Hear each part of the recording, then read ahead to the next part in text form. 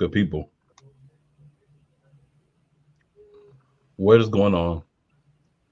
This is a commercial-free Monday night episode. Monarchs of Wrestling. Commercial I'm, free. I'm here joined as always by this guy over here, the other half of your monarchy, your boy the Playmaker. And we're gonna cut right to it, slide straight to TNA, because it is what it is. Let's get it. Talk to him, Playmaker. I know you actually watched this week because you found out you can watch TNA live. Surprisingly. Yep. Very surprisingly. But yeah. So we are getting a new championship in TNA. We are getting rid of the digital media title. We're bringing in a new title. I believe it's the Intercontinental Championship title for TNA. And the crazy thing is, listen to Saint Tito talk about it, it's going to be tested in a series of triple threat matches. Remember when I told you it's triple threat season? It truly is triple threat season. Absolutely. I don't know how many triple threat matches are going to take place in this tournament or whatever you want to call it for this new title, but yeah. And I think what Santino was saying, he was going to pay homage to how the X Division Championship came about. Remember when those were contesting the triple threat matches? Same concept. So yeah, some more triple threat matches. I don't even know what number we at right now. But yeah, we're getting a lot of triple threat matches. A lot. Mm-hmm. In other news, your TNA World Champion Joe Hendry suffered an injury. They ain't say what type. I don't remember what type of injury. I want to say it's a sprain in the shoulder, something, an AC joint sprain. I forgot what it was. But the problem is, we got Rebellion coming up. Is he gonna make it to Rebellion? Because Frankie Kazarian wanted to call his shot for Rebellion against Frankie Kazarian. I mean, against Joe Hendry. And like Koo said, he has the right to call the shot whenever he want to call it. Yep. But we have a problem. We have a problem, sir. We have a good problem. All ego, Ethan Page decided to show up on TNA. All ego. Out of nowhere. Just out of nowhere. Remember, we just saw him drop Ricky Saints on Tuesday. Mm-hmm. Literally dropped Ricky Saints on Tuesday. Now he's in TNA on Thursday. But quite frankly, it's not that hard to find. They in the same city, so. Why is all ego in TNA right now? What is going on, all ego? What you got going on? Hey, he wants some gold. He's tired of being goldless. Well, he went the route of, hey, Santino, let me holler at you for a second. I got an idea for you. And like they say, if you give Santino a good idea, he'll run with it. He ran with this idea. So, if Joe Hendry is cleared for Rebellion, he would not be seeing Working Kazarian. He'll be seeing all ego Ethan Page for the TNA World Heavyweight Championship. I didn't have that on my card. I don't know about you. I didn't. We hadn't even seen Ethan over there, but you know how that goes. You know how it goes. All I really say, you know what it is. So what does that mean for Frank Kazarian? Do he still want to call a shot at Rebellion, or do he want to wait? If I was him, I'd call my shot after the match. Do you want to go ahead and make it a triple threat match? We're in triple threat season. If I was him, I just wait until after the match, come out and beat up whoever next. So that is something to look forward to. Those are my main points from TNA. You got anything you want to add? Kazarian beat Elijah. Apparently, Joe Hendry's injury came during the brawl to open the show. That was between him, Kazarian, and Ethan Page. So, not a lot I really want to dig into with TNA because I want to leave a little time. We got some stuff to talk about AEW from this pay-per-view. Oh, yeah. Mm-hmm. NXT, NXT. So Stephanie Valkyria, she relinquished the North American Championship. And then we will have people qualifying for a ladder match to be crowned the new Women's North American Championship at Stand and Deliver. Why is that important? Well, number one, speaking of the Meta Girl, as my sister put it into the chat, Zarya defeated Last Legend to qualify.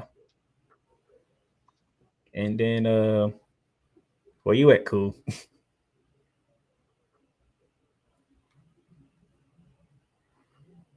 I don't know what Cool went, but Cakes for days. But more important is why I asked Cool to get back on screen. Kalani Jordan defeated Roxanne Perez to qualify.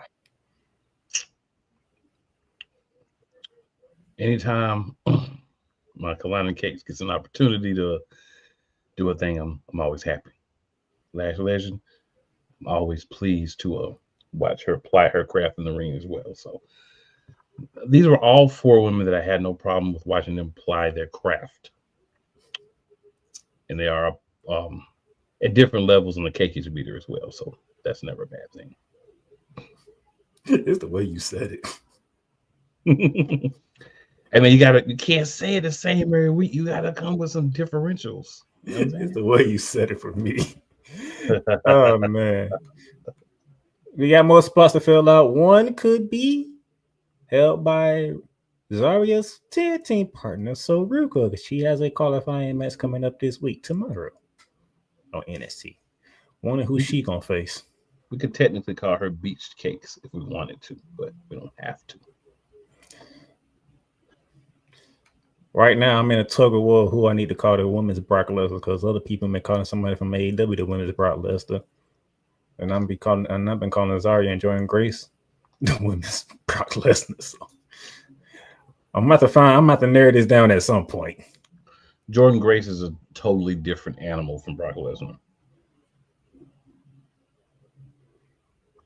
I'm just saying. Yeah. Oh, and speaking of triple threat matches, thanks to Ava at Stand and Deliver, Oberfin will be defending the NXT Championship against Trick Williams and Javon Evans. Yolanda, there's your big meaty man for you. Well, 2 out of 3. I'm just like, really? This is triple threat season all over. No matter what promotion you look at, you get in the triple threat match. It just doesn't matter anymore.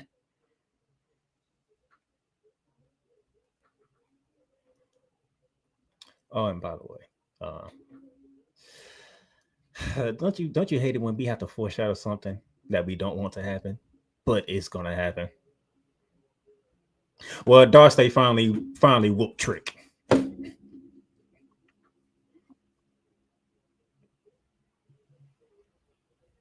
That look on your face says it all.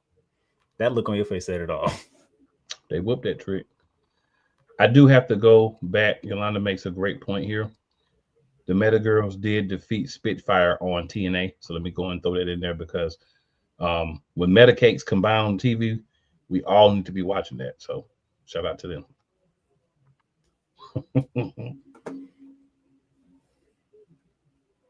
Oh, and by the way, the fact that Dark State decided to whoop on Trick, now we getting a 6-man tag match, but you actually get to see this group actually in the ring for once as they go against the Stand and Deliver main event in the 6-man tag match. That would be tomorrow night. Oh, NXT. That's a lose-lose for everybody involved. That match. Lose-lose for everybody involved. Yeah. Even Dark State is a lose-lose for them too. This is a lose-lose for everybody. It's their first match on NXT. That's what I'm saying. Your first match shouldn't be against these 3 gentlemen. Your first match should be against 3 dudes that we believe you should squash easily. It shouldn't be against Dark State. Dark State shouldn't be against those dudes. And if Dark State wins, and if they lose, they lost their first match. So it's a lose-lose for everybody involved. They'll win. You got Right, but three. then that You just got 3 egos that can't get along. but then that devalues the main event because it just lost to some jabronis named Juventud that just got into the company. Real talk.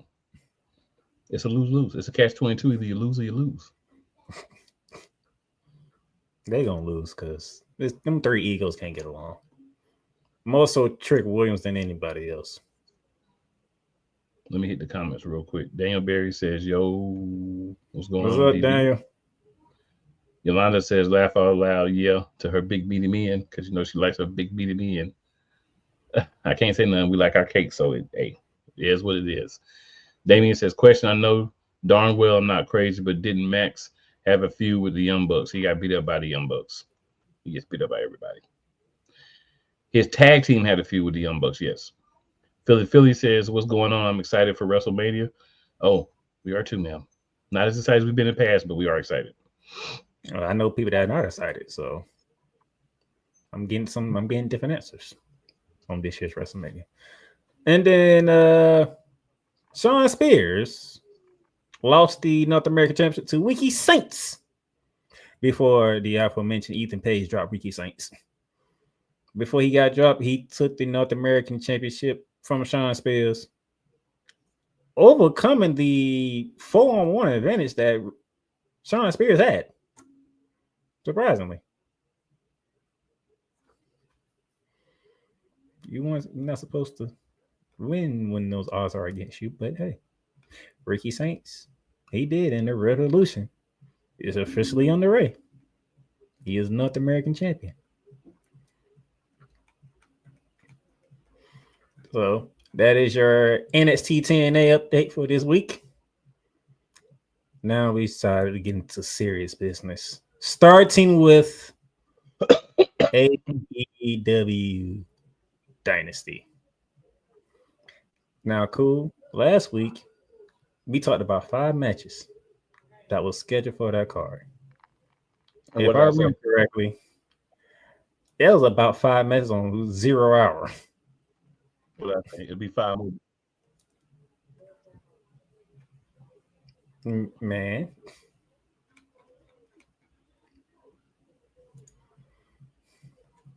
Go ahead. Take us. Oh, go ahead. No, I'm just saying. I was saying you go for AEW Dynasty.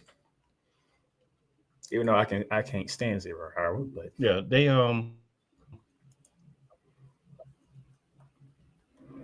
my thing is, we said it was about 5 matches last week, but we said it was gonna be. I said it was gonna be at least 5 more matches added because that's what AEW do. And bada boom, bada bang, to bang, they made me right. So 12 matches. 0 hour, 12. we had Nick Wayne and the crew versus AR Fox and Top Flight. AR Fox and Top Flight won. That's all I got to say about that. 12 matches. 12. Kevin Knight versus Will Ospreay, which this is one of the matches that was the match on the opening card. This is one of the Owen Hart Cup matches. Knight was a replacement because one of the guys got injured and couldn't be part of it, so they had to have a replacement, and they ended up being Knight. Will Ospreay won. The learning tree we're going to win. Then, yeah. Yes. The Hurt Syndicate, of course, beat the Blanches of the Learning Tree. And that's no surprise. MJF tried to help too. Mercedes Moné had he did. But yeah. I don't know. They didn't need any help. Like, not to be funny, but those guys are not gonna beat them. That's just not gonna happen in any universe. Mercedes Moné had an entertaining match with Julia Hart. This was a Owen Hart Cup women's match. Monet won the match, but Julia Hart had a real good showing. And yeah, I remember she was a former TBS champion herself. Julia Hart was the youngest in history. And I love to see that she's progressing as a wrestler. She's very young so she has a lot of time to progress. Then we had F Riders versus Rated FTR. We talk about Eagles not working together. Rated FTR, Eagles not working together. They lost the match, and then the heavily, and I mean heavily, and if you watch AEW, heavily, and I mean heavily, shown or heavily foreshadowed turn finally happened. Coke got spiked with a pile driver, and then he got hit with a FTR's finisher, and then he got beat up some more. So Concerto. yeah.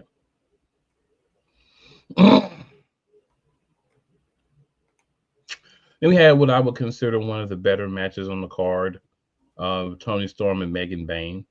And I'll tell you why this was a good match. Not because these are two of the caked up and caked out women in AEW. That doesn't hurt, but that's not why. Tony played the champ that was outpowered but found a way to win with the roll up. She So played you a get the part win, but it's of. not. She played a part of. I beat you, and I don't want to see you ever again. Right. Because I don't know if I'm gonna survive the next one. A lot of people, including myself, knew Megan Bayne wouldn't win the match. We were hoping that they would do something this way, so that she gets protected a little bit. Megan Bayne does because of how she lost. Then we had another match in the Owen Hart's Men Tournament quarterfinal. We had Kyle Fletcher against Mark Briscoe. The company does not care about Mark Briscoe. They've shown us that Mark Briscoe, they don't care about him. So when he has a match, I don't expect him to win because the company has shown they don't care about him. And in the fashion, Kyle Fletcher beat Mark Briscoe because the company doesn't care about Mark Briscoe. All right. Then we had Chris Jericho and Bandito. This is on an AEW Dynasty pay-per-view, but it's the Ring of Honor World Championship. Bandito won the match. Thank you. Nobody in the Learning Tree has a belt now. We can be happy. Maybe they will all run away and hide for 6 months. All right. So then we start to get to the top of the card. Daniel Garcia, Adam Cole. They fought before. Adam Cole hasn't won. Adam Cole has never held a singles championship for AEW. We can't say that any longer. He's now the TNT championship. No time limit, no outside interference. He won.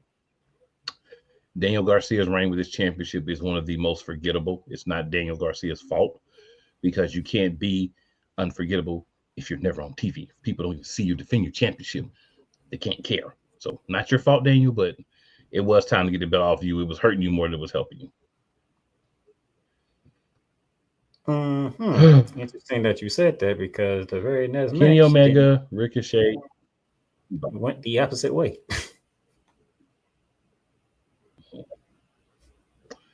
Kenny Omega, Ricochet, Speedball. Not surprised that Kenny Omega won. The interesting part to me was the fact that Ricochet, well, not really, but not the interesting fact because I figured he was going to either win or get pinned. But the fact that he took the One Ring Angel and got pinned. So Speedball Mike Bailey was protected in this match in a loss. Omega can put on a good match with anybody. So definitely was a good match. It was a lot of 2-on-1. A lot of like both of the heel of the faces, Gangrel and Ricochet. So as the match progressed, it shouldn't have been a surprise that he's the one that took the pin.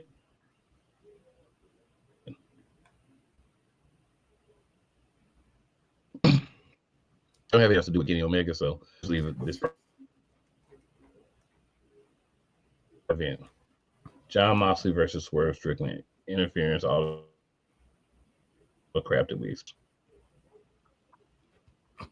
The freaking Young Bucks. The Circus Monkeys. They hit the BT trigger. And All I want to say about this match was at a garbage finish.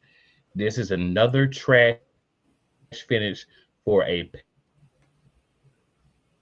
pay-per-view for a AEW championship match without extra help. You had to get two more dudes to help you to beat one dude. And yet the ops came out to help and whatnot, but like he's not in the crew. He by himself. Where's And it Cole took Johnson where you four need him? of you clowns and the acrobat monkeys to win. This is why nobody respects this reign for John Moxley. John Moxley has had great reigns as AEW champion. This is his worst by far. This is going to go down as probably the least cared about reign in AEW history. This reign is trash. It's awful, and the fact that you keep holding on to it, AEW, it just shows that you're tone deaf. And when people now say AEW is garbage and the storytelling is bad, I used to be like, man, we'll just give it a chance. Now I just be like, and you did that, Tony. You and your powder tornadoes and your poor decision making and your inability to pull the trigger when the trigger needs to be pulled. So, hey, don't get your numbers are doing good because you get numbers on different platforms and stuff. But you keep doing this crap, and you're gonna see those numbers dip again. And when they do, don't be surprised because you're doing it to yourself. Trash ending to the pay-per-view again. Just trash. Complete trash. Where's Cole Johnson when you need him? Anything you'd like to answer?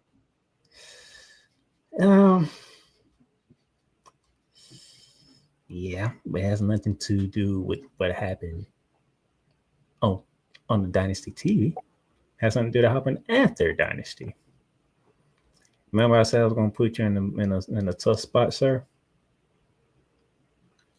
I don't know if you was heard, but Swerve talked to the crowd after the show went off here. And come to find out, we have some beef going on within the wrestling ranks, sir. That's not new. It's not new, but I think he went to a different level. Did you hear about Swerve's post-show comments? I didn't hear the exact comments, but I heard that he had some things to say about Booker T. So this is where I put you on the spot, sir. We have Swerve beefing with Booker T. One is an active wrestler, and one is a guy that gets paid to have, or is a guy that has a podcast and goes on places and has opinions about people. So, just to give y'all a little backstory, the way this started is Swerve was asked some questions by one of the dudes, I forgot his name, but one of the dudes that kind of like to stir up beef between guys. And he mentioned Booker T. Booker T had said some stuff about him before then, about something that he had said before. And then Booker T responded, and then he responded. This is him responding back to Booker T. So then Booker T got on another podcast. It was like, Swerve, he got to learn. He's just trying to play you, and they playing you, Swerve, and blah, blah, this and blah, blah, that. But didn't really respond to the comments. I don't know exactly what Swerve said, but what I will say is this. Without knowing the things, I'll say this. Booker T seemed to have a lot to say about a wrestler in another promotion that your comments on, I get you comment on whoever you want to comment on, but ain't you a WWE dude? Why you ain't focused on WWE? This ain't WWE or TNA, places that you wrestled, homie. So sometimes, yeah, you might be like, oh, the young dude should probably have a little bit more respect for the OG or whatever. But sometimes, especially when you try to come out there and make it look like I don't understand what's happening, and whatever. So I gotta say this and I gotta do this. Sometimes you just gotta say, look, man, you always got something to say. You ain't addressing me, you doing some punk stuff, so I got some more stuff to say. And from what I've read, it sounds like that's what it was. But like I said, I don't know the exact comments. Would you happen to have the comments, sir? No, I really don't. Okay. I know how he ended it though. What was the end, sir? With the F Booker T. Well, hey, if you want to say F Booker T, you got the right to say F Booker T.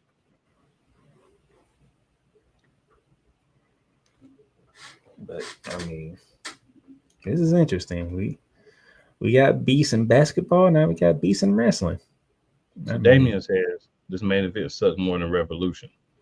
But then he turns around after making a good point and says some trash. So let me address this trash from Damien. Damien says, I mean, Swerve first title reign was not good. Either that is why it was short, just saying. The blasphemous nature of your comments, sir. The fact that you don't understand professional wrestling enough to understand that you had a champion that you could put on anywhere in the show and he was getting popped from the crowd. He can wrestle, he puts on good matches. He's nice in the ring. So the fact that you're going to say that was not a good reign, it's a joke to me. And it shows to me that you care more about what the dirt sheets tell you and what the IWC tells you than seeing with your own eyes and understanding how a reign should go for a champion. Because you name me a better reign that we've had in AEW. And you're going to come up with some trash. And when you do, I'm going to bust it straight down. But that's one of, if not the best reign that we've had. A guy that came up through AEW as a top star. Was in WWE, but never really got no shine like that. You know, got released, went to AEW, and worked his way up from a tag team with Keith Lee. Think about it. A tag team with Keith Lee to AEW champ. And still to this day, if he walk out and say whose house, what the fans say? Swerve's house. Matches that he put on, great matches.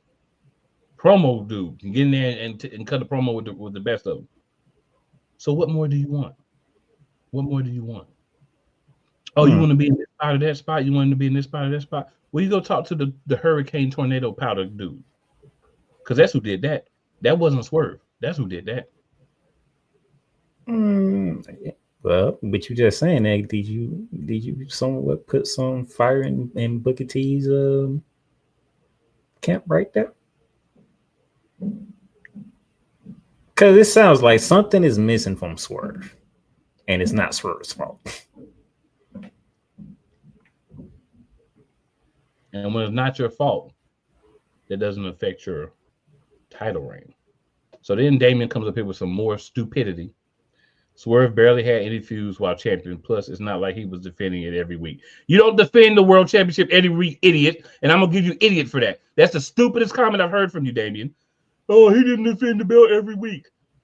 You're dismissed from Swerve Talk. You know, you're no longer allowed to say anything negative about Swerve because you have no basis of logic or anything that makes sense. Matter of fact, didn't the whole rivalry between him and Adam Page started because Swerve was the champion? I'm done. I think you missed the whole point, David. The whole thing with Hangman started when Swerve won the title. Right, but he had no rivals. And they still continue until they had that backstage confrontation. Best storytelling that they had was Bryan Danielson finally winning the championship from Swerve Strickland, a strong champ. And they even said that when Bryan Danielson beat him. But he didn't defend the belt every week. What world champion defends the belt every week? Remember the last time you saw Cody Rhodes? No, they weren't. Rock and Austin weren't defending the championships on Raw and SmackDown every week. No, they were not, sir. No. Nice try. How about you go get your history correct and then come back with it? Not hogwash and poppycock. When you the champion, you don't defend it every week. Nobody does that. But we'll carry on with those who have better logic than that. That was interesting. But hey, I had to put you on the spot, man, because I was like, man, we got Booker T and Swerve beefing. And Yolanda does say it was we gotta stop the black blame why this black on black crime. I mean, Yolanda says no one in wrestling defends every week. Damien don't understand that. He thinks the top champion should defend his championship every week, or he's dying in a good feud. So I mean, basically, from what you said, is basically the beef between Swerve and Booker T is basically the same beef between the NBA right now.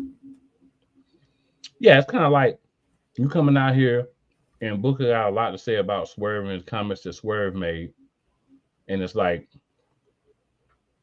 if you're gonna come for me, I'm coming for you. Long story short, I'm gonna need y'all two to get it together. But you know, I have to go listen to all the comments and kind of get a little bit more of the history of it. But the thing is, Booker be having a lot to say, and he tried to come different ways. He didn't really have a lot. I feel like to combat what Swerve was saying. So his response was, "Oh, you know, you letting them use you, brother, and you letting them make you say things and make you say this. Don't nobody make me say nothing. I say what I want to say. You ain't got to agree with your thoughts, Booker T." All right. Now we switching over to World Wrestling Entertainment. We already talked about the whole John Cena Cody Rhodes promo. Yes, we did. Do you need to add anything from what was said last week? Nah, I'm good. All right. Making sure because that was. So we had the New Day defeat the New Catch Republic, who surprisingly out of nowhere are a team again. Huh. Your Tyler Bate return, and they just threw him back in the team like Butch hadn't been out there getting mad at everybody for calling him Butch. Like none of that ever happened, babe. Storylines. That's gonna be my thoughts on our conversations today. Finn Balor and Dom Mysterio defeated Penta and Braun Breaker because Braun Breaker literally cut Penta in half. Mm-hmm. And which was, can I be honest here? Sure. Braun Breaker could have stopped. Yeah, he could have. Braun Breaker could have stopped. That's why Penta was up in his face in the back. He know he could have stopped. And we about to get our first fatal 4-way, sir. Like, come on, man. If y'all go back and watch, Finn Balor been moved out the way. We about to get a fatal 4-way, sir. Oh, it's already official. Okay, Adam Pearce posted on social media. He made the announcement official. Fatal 4-way, Penta, Braun Breaker, Finn Balor, who I would love to hear his reaction when Raw comes on, and Dominic Mysterio for the Intercontinental Championship. Now, if I'm Finn Balor, which I'm pretty sure he's not going to do it, he's going to do the actually opposite. It's not Dom's fault he's in this match. Right. It is not Dom's fault he's in this match. You know he don't think about it there because he had crazy. Yeah. Finn Balor. Remember back in the day when Finn Balor told Dom he need to learn? This is what Finn Balor need to learn. When a woman makes up her damn mind, you ain't changing it. It's very true. So when Liv Morgan said what she said, I was like, Dom already, and Dom, you can see the look on Dom's face. Dom was like, oh, Lord, I'm finna get in trouble. I'm finna have to deal with Finn Balor. Dom already knew what was coming his way. But right. You can't change a woman's mind when that mind is made up. You just can't do it. Fair enough. Pause for 1 second. I want to answer Damien's question. So Damien says, what's your thoughts on Swerve and Top Dollar beef? It's very simple. Swerve was added to the group. Top Dollar feels like he came up with the group, the image, and everything, and then WWE threw Swerve in the last minute. So not that they had beef, but like he feels like a lot of their success was his because he's the one that created everything, did the music, got the thoughts together, outfits and all that, and then they just kind of threw Swerve in there at the last minute. So from that perspective, I can see both of their sides of it because if you just throw me in a group, but then if I'm Swerve, I'm like, yo, you just kind of threw me in here. But I feel like I was the reason that the group was successful. If you Top Dollar, it wouldn't even happen without me. So you got an issue like we the OG, the other three, we the OG three, and then they added you. But I think really the big thing is Swerve went on and it had great success so far at AEW. And the rest of the crew basically got refired. You know? Well, Top Dollar got refired and the other two got basically repackaged. You know, so it's kind of like the group didn't work. The group broke after there was no Swerve. One of them is winning. I would say that much. Yeah, but she needed seasoning. That's why. Hey. You know, anytime there's a group, there's always going to be one. Hey, all it takes is you getting your foot in the door. That's all it takes. Right. I said, and you we know, go from y'all there. know I like my women with the cakes and all that, but B-Fab is an exception. I don't even do light skinned women. I don't do real slim joints, but B-Fab is an exception, and always will be. Period. All right.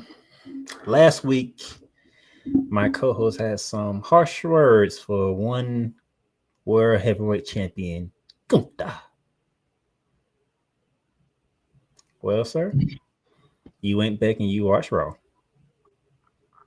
You seen what happened with Gunther and Jimmy Uso.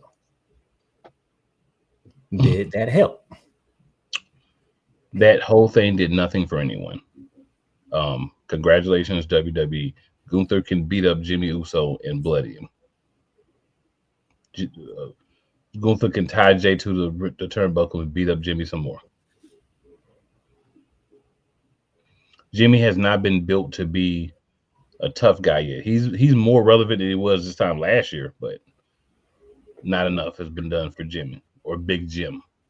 So beating Big Jim and bloodying Big Jim while you're trying to further the story, he didn't do anything for anybody involved. You didn't do anything? I don't think he did anything for anybody involved. You could beat the dude that Jay beat himself at WrestleMania last year and bloody him up a little bit. Whoop, whoop. That's still Congratulations. that's big brother though. While little brother just can't do nothing but watch. But what did that do? Is that going to make him all of a sudden turn into Jay Hulk? No. And He's gonna be out here this week talking about he's worried about his brother's health, and he still don't know if he could beat Gunther. It's gonna be the same crap. So what did it really do? so you basically saying what I said last week still holds weight. Is basically what you're Yeah, saying. Okay. yeah. So we need the tribal chief to come up here and get Or Jay in the something ring. happened, but beating up and bloodying Jimmy ain't gonna do it. Jimmy's momentum was beating the Miz. Me and you could beat the Miz Dang, Miz catching as a tag strays. team. It would have to be a tornado tag team match, but we could do it. I'm just saying. Miz catching strays. Dang, I ain't had that on the card tonight. All right, to me, I was like, okay, that's a good starting point. You got to start somewhere. By itself in a vacuum, depending on what else they do, it doesn't help anybody. From what I've seen in this feud so far, they don't know what they're doing. And I'm talking about the creative. Well, we have to wait and see how Jay responds. You only got 2 weeks left, Jay. You got tonight, you got next week. That's it. I'm saying at some point we're gonna get confidence. Like, what are we doing here? I need the tribal chief to give you a pep talk. It could be anybody. Your daddy could come give you a pep talk. Somebody. Maybe Solo come and tell you that you're being a chump, and that's why you got beat out the blood. That's why you won't even bloodline no more because you're a chump. Something, anything. I think I'm gonna work towards Fall 2 doing that because the way Fall 2 speaks. Fall 2 speak to you, you already, yeah, I'm about to change something though, because I don't need him breathing down my neck. AJ Styles, Logan Paul, we finally had a face-to-face with no violence. But I know how y'all always want this bathroom break. So AJ Styles, unfortunately, might be a part of that because they're gonna fight at WrestleMania. There's definitely a bathroom break. Re-up your snacks and your drink if you're gonna watch WrestleMania. It's definitely a time to do that. Absolutely. That's a shame because that's AJ Styles we're talking about here. He's still in a better shape than somebody we know. Just saying. And shout out to Real Live Radio while we had 502 Angel Radio. Carry on, sir. All right. Now, one of 2 big controversies that took place. The only one that took place on Raw, by the way. Women's World Heavyweight Championship match. Io Sky defending against Rhea Ripley. Bianca Belair as a special guest referee. Now, I'm even gonna. This is the discussion part here. People are mad and upset because Bianca Belair throughout the match. Well, if you get kicked in the face by both competitors, what you expect her to do?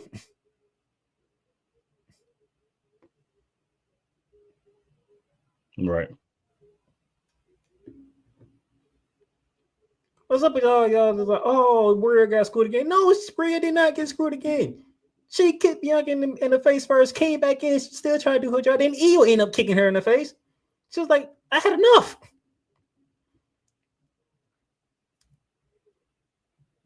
She threw the match out instead of beating both of their behinds, which I probably would have preferred.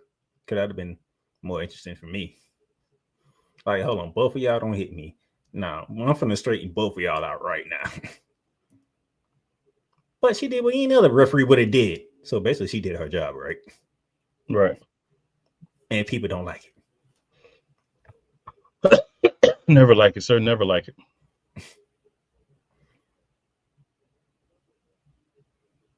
And everybody in here know if y'all was in that same position, you would have did the exact same thing. But because it's Bianca, this is a heel move and all this foolishness. Yeah, not no heel move. Better with your life. Just do better with your life. How about that? Everybody with a brain and eyes can tell, man. Even Michael Cole was on comments like, I can't blame her, guys. I really can't. Like, even Michael Cole was like, what you expect her to do? She was being a ref, not a competitor. And for the very first time of being a ref, I think she did a pretty good job. I don't know about you. I feel like she did a good job, especially acknowledging that she really didn't know what was happening ahead of time. I think she did a really good job. But y'all over here talking to this, y'all be mad for everything. Jeez. Anything. All right, are y'all serious right now? Bianca, you did the right thing. I didn't like the decision, but I can't blame you for it. You was in the position to be a referee and you acted like a ref. Nope, I can't do it. Call the match off. Mm-mm. But the rest of you idiots, since we're allowed to use the word idiots, grow up. Anything else you want to add? Not at all, sir. Now let's move over to SmackDown. Surprisingly, guess what SmackDown was at? Chicago. If it's in Chicago, you know who's on the show. Automatically. It don't matter if it's SmackDown, NXT, TNA now, I guess. Whatever. You automatically know who's on the show if it's in Chicago. CM Punk. CM Punk. And what CM Punk did set up something for later on in the show. I ain't even talking about that involves him. That involves somebody else, 2 other people. CM Punk set it up. And I'm gonna correct the IWC in this whole entire thing. He did his usual Chicago, thank you, and all the good stuff that we hype up Chicago. And even try to hype them up. And this is what CM Punk set it up at. The European crowds. Chicago was trying to outdo the European crowds. If you paid attention. If you paid attention, that was what Chicago was trying to do.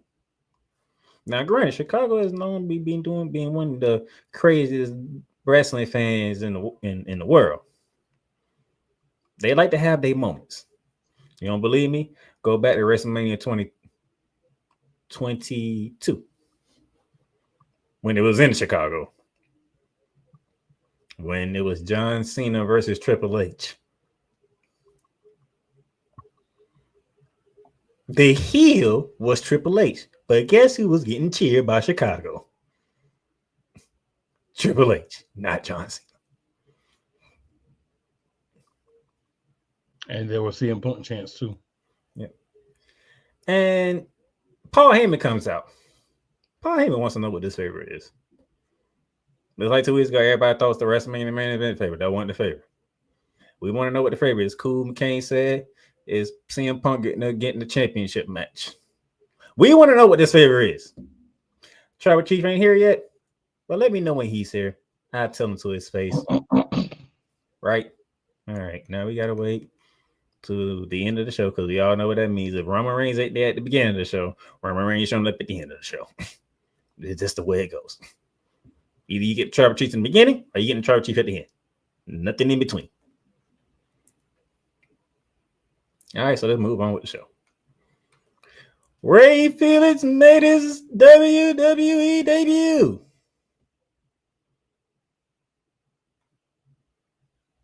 Like you said earlier about Death Star, they should not be fighting the main event of Stand and Deliver. Well, speaking of NXT, they brought in one half of the NXT Tag Team Champions, Nathan Frazier, to be the debut match for Ray Felix. Well, it wasn't the main event though. It wasn't the main event either. So I'm good with that. I'm good if you bring in NXT talent and have him. You know, he's the Heritage Cup champion as well. So don't forget he's got the Cup championship. The one with the less standing than the Digital Media Championship, but hey, he still got it. What you think of Ray Felix debut? I liked it. It was perfect. I liked it. Man, y'all know who got to win. This is debut. Come on. Yeah. LA Knight went against Tama Tonga. Do you even need to know who won? If you do, you need to do better. How about we say that? If you need to know, you need to do better with yourself. That's all I got to say about that. Come on. Number one contenders match for the WWE Tag Team Champions DIY versus Motor City Machine Gun. Motor City Machine Gun got their payback.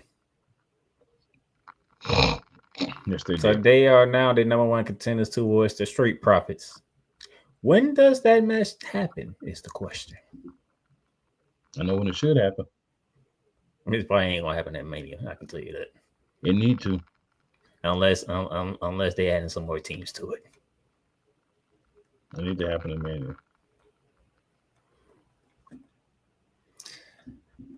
All right, skipping ahead a bit.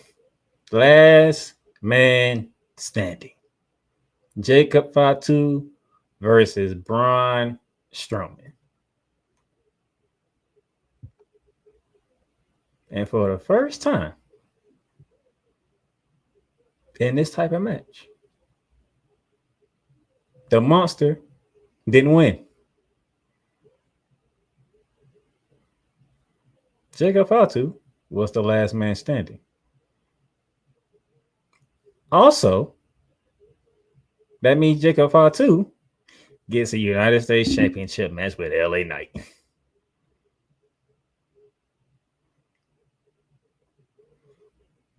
Anything you want to add? Jacob Fatu, what did I say? United States champion, WrestleMania. Book it. All right, now I got the little TD stuff out the way.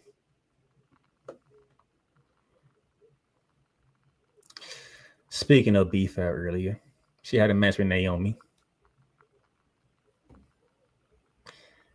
Didn't go her way.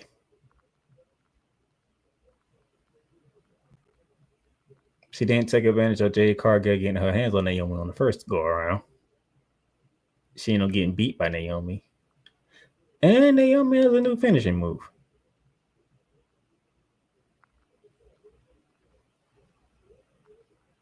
By the way, can we cast Jade Cargill as Storm for the next X-Men movie, please?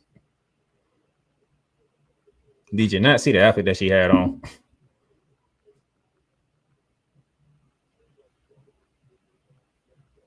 Did that outfit not tell you Storm written all over it?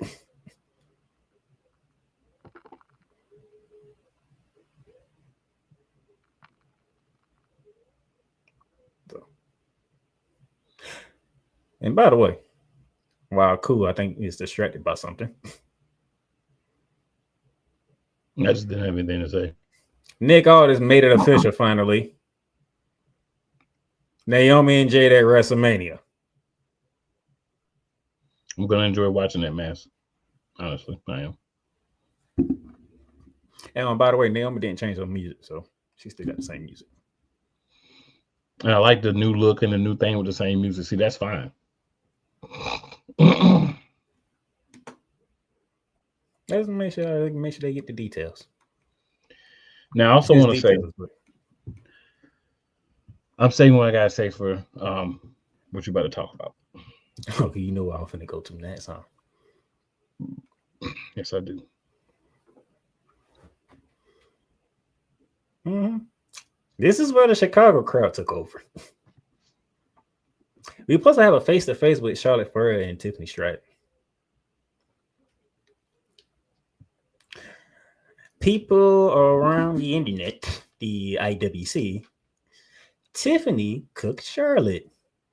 I don't know if you saw that or not, but that's I what's did going see that. on. I said,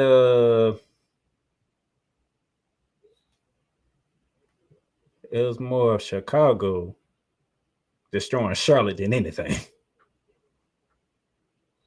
Because she got the treatment that she has never gotten from any other crowd. No, yes, she did. Like Chicago just said, we're taking over. That's what pretty much Chicago said. This is the moment that we take over. They did not want to hear from Charlotte one bit. And they let her know that. I was like, what the heck Charlotte do?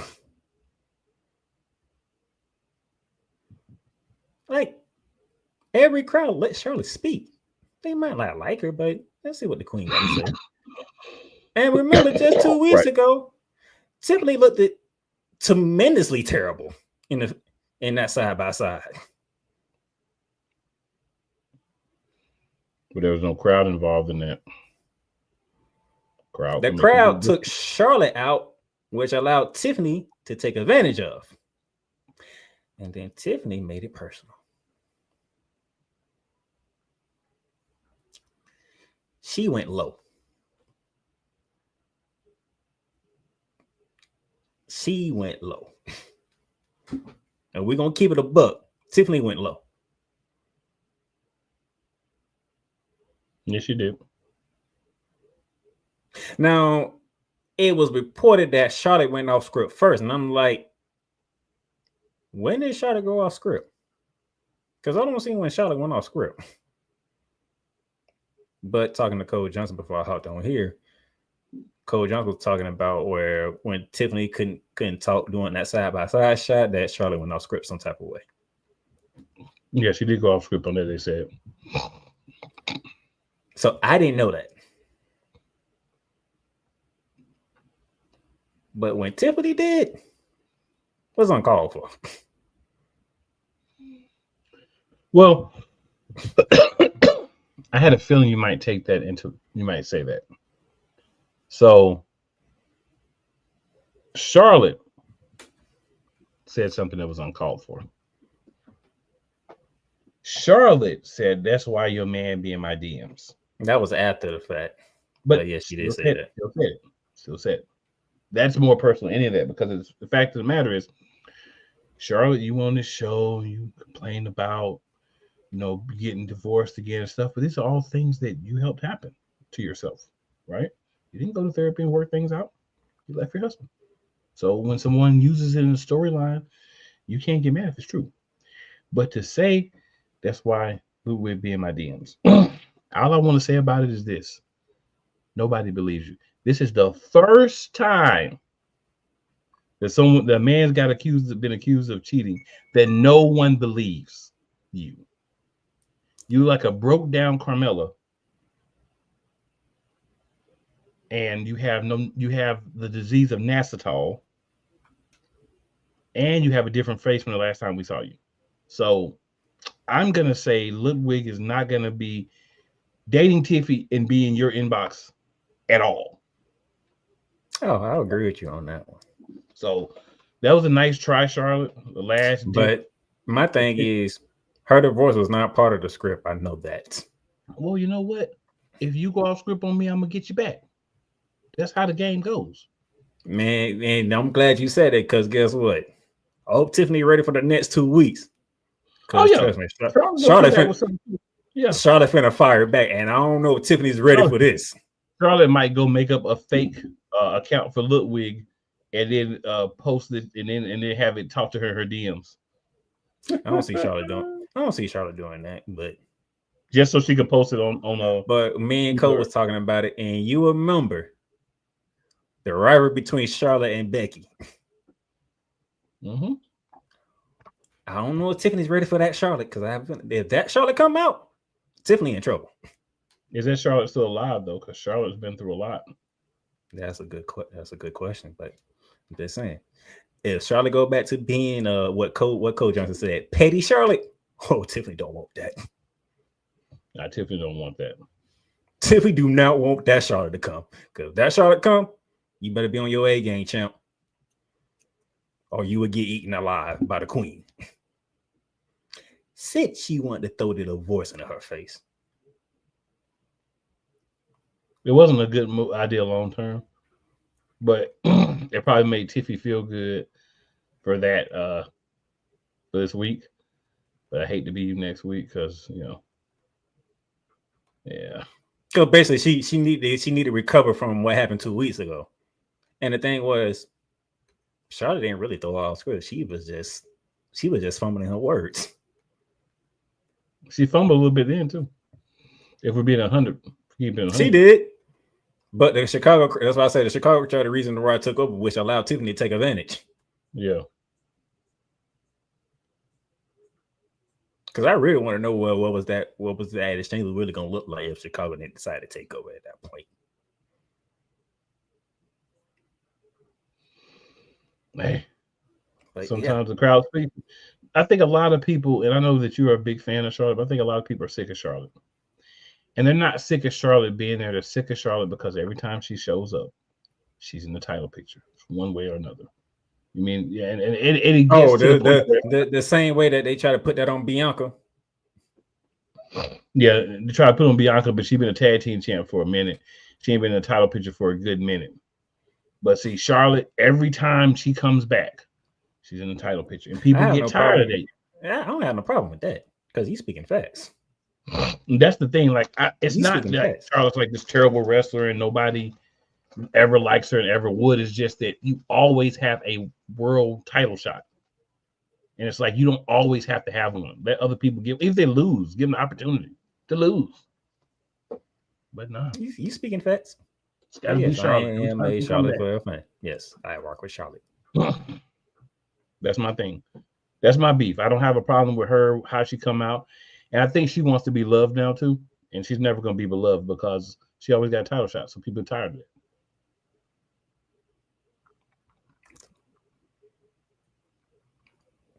Now we got that in. Kevin Owens.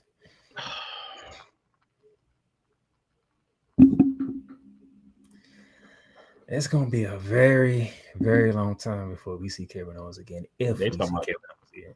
2 to 5 years. If we see Kevin Owens again, because neck surgery, hell, Big E still ain't wrestling since he had neck surgery. Actually, no, he didn't even have neck surgery. But yeah, he had spinal fusion, but it was because of what happened to his neck. So it technically, you could say neck surgery because of just because of what caused the problem. And still to this day, we haven't seen Big E back in the ring. We have not. And that's been some years. It has been. So with Kevin Owens saying he need to have neck surgery, man, that is. Look how long Randy Orton was out with neck surgery. That's about Edge and Page. That is a hard pill to swallow for wrestling fans.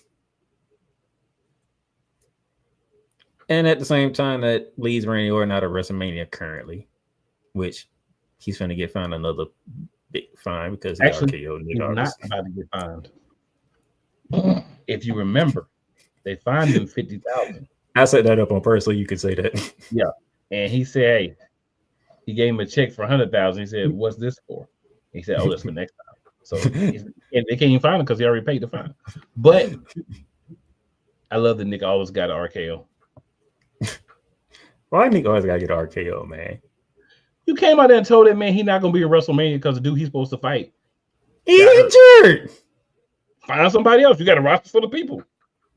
Ain't nobody else I can fight. But there's an idea of who Randy Orton will be fighting at WrestleMania. Yes, Randy Orton will be at WrestleMania. Absolutely. I don't like the opponent he's gonna be fighting though, because that kind of sucks. Tell them who is reportedly gonna be. The return of Aleister Black. I hate that. I really do. I hate that for both of them. That's another lose-lose.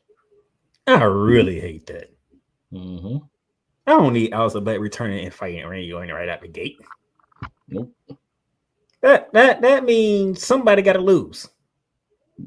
I want Aleister Black to return and be that guy. But you gonna put him against Randy Orton? It's like, bro, don't nobody want to see Randy Orton lose at WrestleMania. That's Randy Orton we're talking about here. Randy Orton already told Cody to his face that he's coming for the title. You can't have Randy Orton lose, as we expect John Cena to win that title, which sets up John Cena and Randy Orton. That's why he says a lose-lose situation.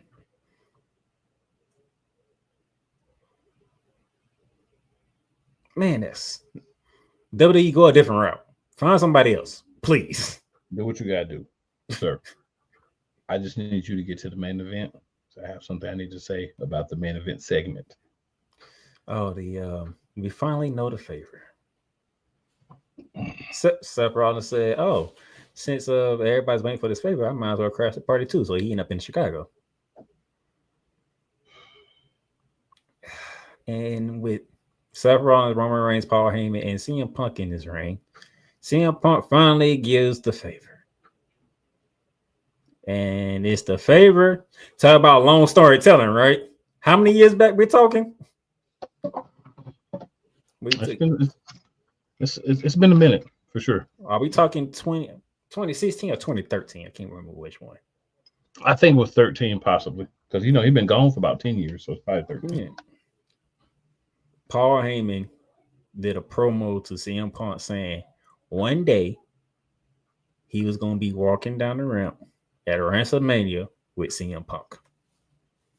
Fast forward to 2025, the favorite is Paul Heyman being in CM Punk's corner, not Roman Reigns' corner at WrestleMania.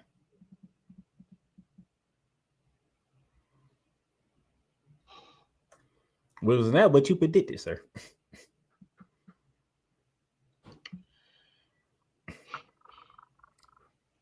I understand long-term storytelling.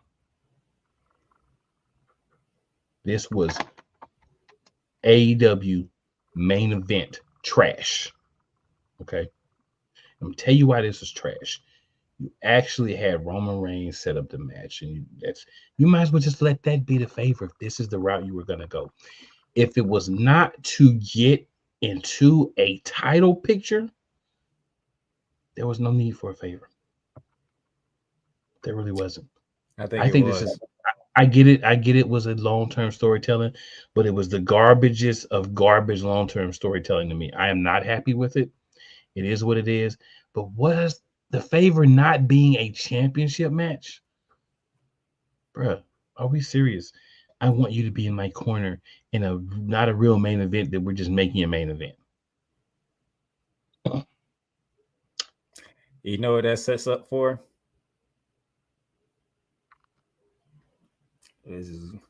Now I'm really starting to believe in this rumor now. I'm starting to believe it now.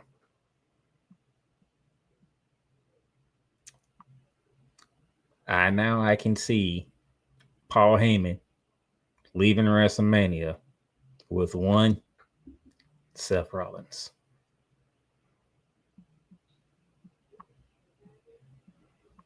Now Paul Heyman's going to be on Raw, which is just coming on right now. So it's going to be interesting to see what he says. But now I can start and see a double turn from Paul Heyman. And he leaves WrestleMania with Seth Rollins.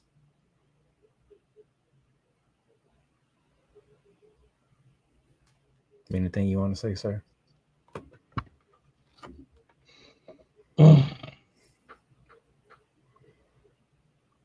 there's some bad storytelling going on in WWE and some stuff. I'm just saying. And furthermore, last point, Paul Heyman and Seth Rollins. What does that do for anybody? Seth Rollins is one of the better talkers. What does him being with Paul Heyman do for anybody? Well, The words of Nori. If you like collecting the dots, right? I remember a promo when Cody Rhodes told Roman Reigns he was gonna lose the bloodline, he was gonna lose the title, and his wise man is going to become an advocate again. Yeah, because he said that Jimmy's gonna leave you, Jay's gonna leave you, Solo's gonna leave you, and then Paul's gonna leave you. I get that, but let's be honest. Obviously, that was gonna happen. Paul Heyman was not going to be Roman Reigns' wise man for the rest of his career. So this was obviously going to happen. So are we giving Cody props for saying something that's obvious? It's just like saying, hey, you know, someday you're going to have to retire from pro wrestling. Duh. I mean, they like doing long storytelling. So he already been in Roman Reigns' corner. He's been seeing Punk's corner. And remember, on at WrestleMania. And remember, we did not see Paul Heyman and Roman Reigns being together during the pandemic.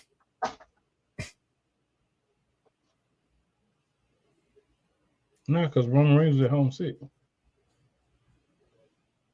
It just popped up and was like, holy crap. Roman Reigns and Paul Heyman. What is going on here? So I can see the same thing happening. People is like, Paul Heyman and Seth Rollins. What? If that happens, Playmaker will be talking about it. I won't be wasting my time. Not a value add to anybody. And long-term storytelling means it's got to be a good long-term story. A garbage long-term story or a garbage payout for a long-term story still is not good. Okay. Just saying. It's an avenue there. That's all I'm saying. There's an avenue. Hey, I'm not tripping. I'm just saying, you know, it's not feeling it like that. Go ahead and get us out of here. So shout out to everyone. Tune in. Make sure you like, share, and subscribe. Make sure you let your other folks know about it. Appreciate all the comments, but like I said, we had to make you know, cut down a little bit, start a little late, and all that good stuff. But we'll be back next week and appreciate it. Make sure tell 4 people who may or may not like you and 4 people who don't like you. If you tell them about here, they'll like it. And it's never where you start, it's always where you finish. And with that, your Monarchs are done. We'll see you next week.